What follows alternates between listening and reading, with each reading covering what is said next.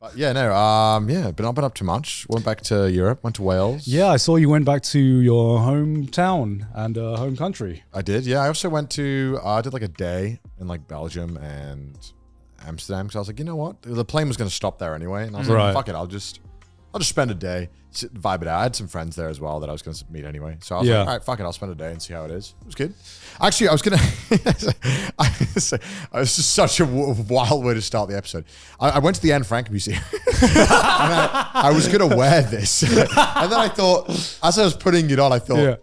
Maybe not the best day to wear this. Like, it's a lovely summer day. Let me get my Hawaiian-ass shirt with some sunnies. I didn't think anything of it because I thought, it's a nice Hawaiian shirt. And then I looked at it and it's just like bunny girl women. Just bunny girl women. It's a lot of titty on that. Maybe I'm sure people do. I'm sure people dress some interesting things when they go to it. But I was like, maybe it wouldn't be good. So you went to a house, right? It's just a house. I went when I was really, really young, and my parents always made fun of me. I wouldn't say make fun of me. Just they always tell me stories about how I didn't want to go. I was like, you know what? I'll actually go of my own volition. Yeah, but how old were you at that time? Like 12. Okay. To be fair. And as a 12-year-old, I'd much rather play a Game Boy than hear one of the most depressing stories of my life. Yeah, it's hard to convince a 12-year-old to be like, go into this random house. Yeah. So I was getting to that age now where I'm like, actually, maybe I should check out a museum or two. Sure. Has it changed for you going to the Anne Frank Museum? Yeah, it was actually, it's such a cool museum in the way that they've like set it out, not the subject matter. So it's very depressing. Yeah. But I remember when I went when I was a kid, it was very different. This time I went, you got like an audio thing that it was free, and then because normally you go to museums, they're like, you have to pay like $15 for an audio tour, and I don't want to fucking do that. And they're like, please go here, and they'll talk very slowly. And I'm like, this one, you kind of like scan this thing when you go into a room, and then it plays the story in order, and you kind of have this. It's really cool, really well done. It was very interesting, very depressing. Did you learn anything new from the tour? I think so. I think I knew most of it. So I learned that there was this girl called Anne Frank. Yeah. I think the only stuff I didn't. I guess the most big moments of the thing I knew most about. But I just wanted to go because I thought, you know what? I thought, fuck it, I'll try. I'll see if I like museums. I went there like 3-4 years ago, I think. Like the second time I went. It was so busy, bro. It was. I was like, this is insane. It's very sobering moment though when you go in there, because like even if you've heard of the whole Anne Frank story, which I'm sure a lot of people have, like actually going there and being like, oh, this is where all this messed up stuff happened. Yeah, it's a very sobering, like, oh, okay. Although the last time I went to the Anne Frank house, I was there with Aki and her family as well. And I guess Aki's sister was like really adamant in going to the Anne Frank house for whatever reason. Okay. She was like, I really need to go to the Anne Frank house. To be fair, it's really good. And then it's super, like all of the information is delivered so like well. Yeah. But see, if only it was that, wholesome. Like I was, because I asked Aki's sister, and I was like, why, you don't seem like a history buff or anything like that. Like why are you so adamant in going to the Anne Frank house? And she said, I heard they have the best toasted cheese sandwiches in all of Europe. And that's why she wanted to go to the museum. To the that is so wild. And I was that's insane. And I was like, excuse me? And what? Yeah. That is so out of pocket. It was so. I couldn't. Okay, can we at least go to the reviews? And if it's not in the first 10, that's out of pocket. I mean, I didn't go with her at that time, but then she sent Aki a picture of her eating like a toasted cheese sandwich or some kind of like cheese sandwich of some kind. I would like to think that is probably. I don't think it's at the Anne Frank house. I think it's near the Anne Frank house. No. There is a really nice cafe. Oh yeah, okay. It must be there. Then. It's actually really stunning. You get like a view of like the canals. And stuff. Apparently that cafe has is that the one you went to as well? Afterwards, I because you leave the museum. Yeah. I was like, you know what? I really want a coffee, but I didn't really want to have it in the house. Yeah. I was kind of like, I just don't want to have coffee here. It just feels weird. Yeah. Like, I get it. I get why it's there, but I was like, I just don't want to have the coffee here. Yeah. It's like, I don't want that in my mind, you know? Yeah, Like, that's why I thought it was really weird when she sent a picture to Aki and all it was just her just like eating this like toasted cheese sandwich in the Anne Frank house. And I was there was like okay. there was a non-0% chance that she just walked through all the museum really fast. Yeah. Most likely, yes. To just get, She's just like, where's the cafe? why does the audio not have any of the toasty recipes? It's just so weird. This is when you go to like Disneyland just to try like the turkey legs. turkey leg, yeah, you're like, exactly. I don't want any of the rides. I just want to try the turkey Yeah. legs. That's all I need to do. Oh, it's not on the reviews. I just know that like I recently did that what every white person does eventually, where they eventually get recommended World War II YouTube videos. Like, oh, this stuff's kind of interesting. That's kind of cool. The history aspect of it, obviously not the other aspects of people get recommended on YouTube of it. Hey, these guys have great ideas. Yeah, this was someone thought of a great idea back in the 90s. You get recommended a bunch of Kanye clips. So let's see what this guy has to say. Fucking. Oh, okay. Someone did eventually post the. Oh yeah. Oh, Off okay. the cafe The itself. cafe. What was it? When was it? What did the thing? And it was that clip where Kanye goes, "I'm not going to say what my doctor was." Yeah. He was a Jewish doctor. So fucking bad. I love that meme of the QuickTime event. Yeah, the QuickTime event. Edit of that, so good. Udan, please play it. The thing about the red hat that drove me to a point of exhaustion, which was misdiagnosed by I'm not going to say what race, what people, doctor, and what hospital, and what media went to. We know I can't say that. It was a Jewish doctor. But yeah, no, I wanted to. I don't know. It was kind of like it's kind of strange history because I feel like when you learn about historical things or historical events, especially something so documented like World War II, I feel that like I have all these like very separated pieces of knowledge of this thing and no like clear, concise timeline in my head of how all this stuff kind of played out. Yeah. And so I think that like I like going to the museum, seeing all the stuff, and then just kind of like, just hearing all these concurrent stories and trying to like piece them all together and just trying to like, I don't know, just kind of appreciating what it must have been like going through all that. Yeah. It's such a powerful museum, rightfully so. I mean, it's one of the, like, it's definitely one of the best museums I've ever been to. And even though I know it's super famous and is it because of the story that it makes it so good, or just the way it was laid out? Because I've been to, I mean, you go to like the British Museum or something like that, which obviously is just a bunch of stuff that we stole. But like, I think the problem with that is that a lot of the time when I talk to people, even like, I think I went to go look at some like, actually I really like Rembrandt. I think his shit is fucking fire. Yeah, it's great. He's kind of good at art. I'm not going to lie. He's kind of good at it. This guy has a bit of a knack. But what makes it good, Connor? Dude, it's What just emotions so does it grand. evoke? It's the vibe. Yeah. Okay, listen, actually, you know what? Okay, I went to a bunch of museums because Holy shit, you are reaching that age. No, because I you know what? I'd realized that I feel like I'm uncultured in so many ways, and I was like, I want to see if I just don't fuck with museums, Sure. or maybe I'm just neglecting myself art, and culture, But obviously, I knew I was going to like the Anne Frank Museum because I think what I was going to say was that I think when you have a museum dedicated to one thing and more of a concise story to tell, and obviously when it's a story that takes place over like 10 years, it's a lot easier to tell more of a story that's a lot more easy to follow. I think when I went to the National Museum, I was like, dude, it's just a bunch of random stuff. It's old. It's like, okay, cool. So you prefer the ones where it's just like one focused topic? Yeah, because it's like everyone's just like walking around being like, oh, that's nice and old.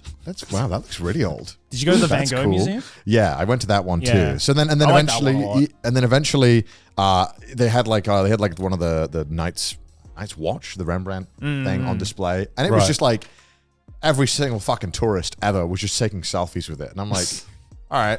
I mean, that you can't look at it. There's just so many people trying to take pictures. Yeah. I think that's what my big problem with museums is that whenever there's a museum about like a subject matter I'm interested in, same thing with like most big tourist attractions in general, which is just, I could really fuck with this topic, but it kind of ruins the whole like immersion aspect when it's just a bunch of fucking tourists being like, hey, Well, that's like taking like a million pictures. That's the one good thing about I guess, Anne Frank house in that sense is that people rightfully understand that it's not the place to take pictures.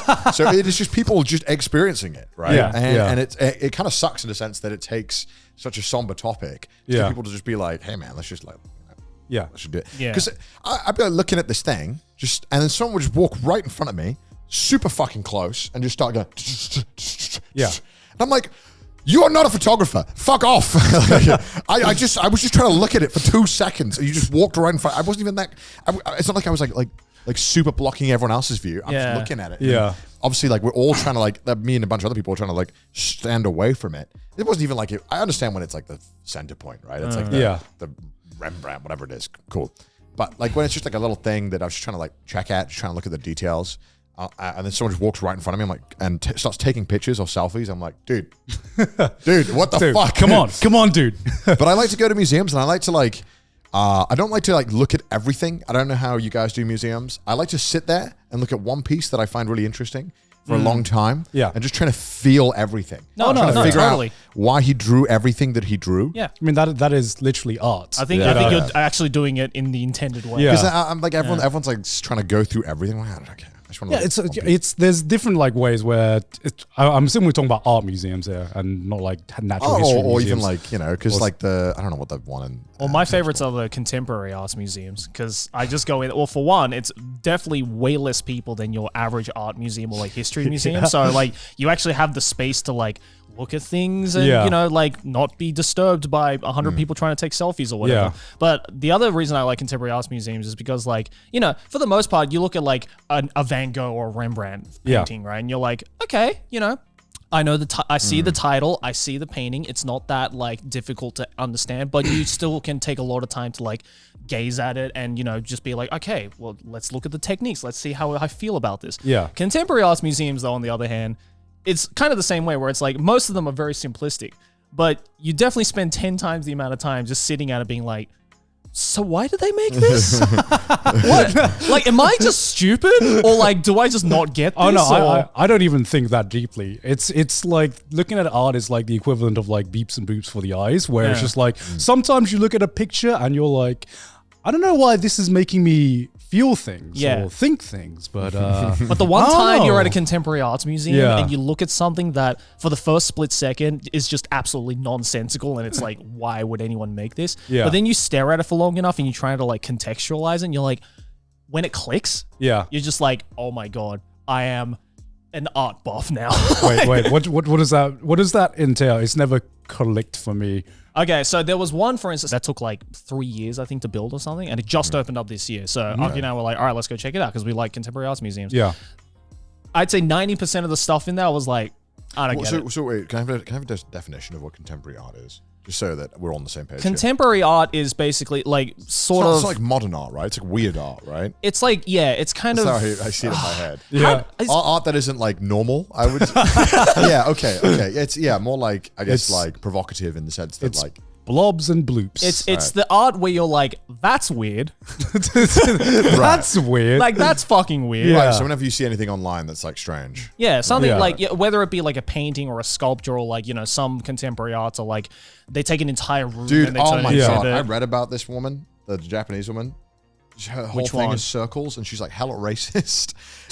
Oh yeah. And all her art is just fucking blobs, and I'm like, wow. Yayoi something, I think her name was. Kusama Yayoi, Dude, if you just Google her name with racism, there's like so many stuff that came up. I was like, wow, this is quite the resume. The resume of racism. Oh Jesus. Yeah. Okay. And then like, I was like, this is like peak everything I don't like, because then it was like a collab with like it was some kind of like Louis Vuitton shirt that cost $900. Oh yeah, no, she did do a collab with Louis Vuitton. And it was like contemporary art, and it was just polka dots, like polka dots. I was like, okay, that's a thing. That's your thing. That's a thing. Here's $20 million for designing that. No worries. But I mean, no, not all of them are like that. I hope. But I was just like, wow. I was like, wow, you've made dots, and now you've made an ungodly amount of money. Okay. I mean, the most famous, I think, contemporary art piece, I think, is the one in like Europe somewhere where it's just a urinal.